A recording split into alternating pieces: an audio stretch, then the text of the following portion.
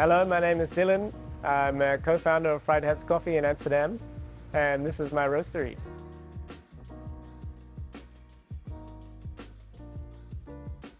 I ended up in specialty coffee somewhat reluctantly at a service company repairing coffee machines. And that was supposed to be a temporary job, but I ended up staying there 2 years. And that was kind of my introduction into coffee.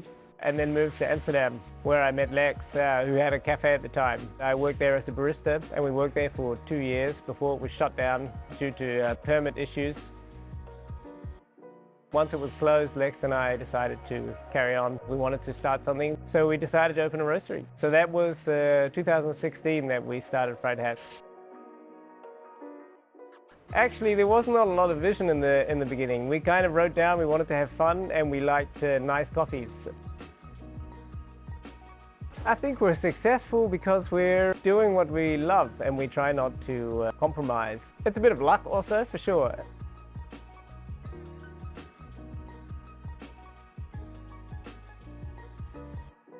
I guess our values here are to have a nice place to work and to care about the people we employ, and also what products we buy and who we buy them from. It's easy to put some nice text on the website about sustainability and doing the right thing, and it's a lot harder to actually do these things.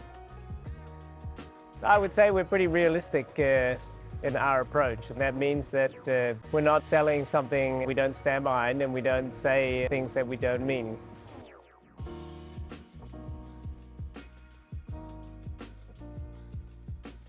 So the packaging is quite an important part of our business. When we started, we wanted to have reusable packaging, and I did quite a bit of research into packaging, and I realized pretty quickly that recycling is a bit of a misnomer. So plastic still was the best solution, and reusable plastic is even better. So we have the 2 kilo buckets that we use in the Netherlands for wholesale customers, and we have the bottles that we ship for 250 grams. And we get them back here, and then we wash them here and refill them. There's no business benefit in doing this. We just do it as an experiment for now to see if we can make it work.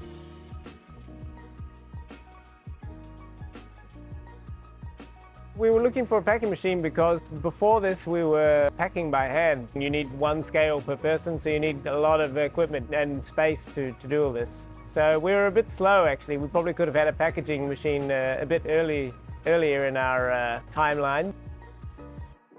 So the SOVDA has really impacted our operations in a positive way. We're filling bottles faster and basically more. It's kept up with our growth in the last 3 or 4 years, and we had pretty significant growth in those years. That was basically just in time, otherwise we would not be able to manage.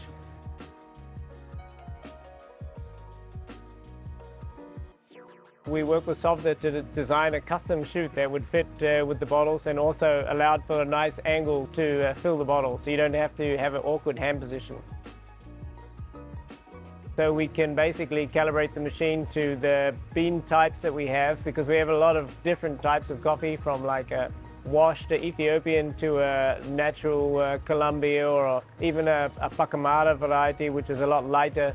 So the density and the weight of the bean changes a lot. So we can make a lot of different recipes for different bean types, and then the filling is always accurate for the different sizes. So that's quite useful, yeah. Better design, better coffee. SOVDA!